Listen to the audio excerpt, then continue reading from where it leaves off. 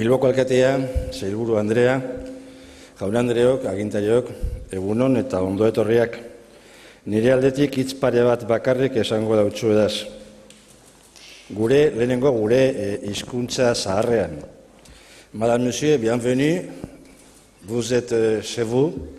Bienvenue à Bilbao, à la Vizcaya et au Pays Basque.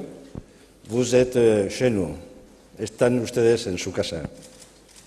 Un saludo muy especial a todas las delegaciones que nos acompañan y en este momento quería hacer un saludo muy especial a la delegación de Ucrania y transmitirles al menos mi deseo de que encuentren pronto la paz y que se encuentren también el respeto a su dignidad nacional.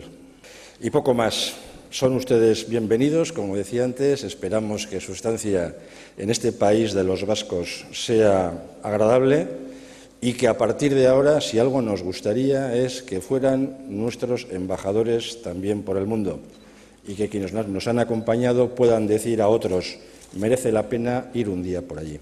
Eskerrik asko, muchas gracias, agur.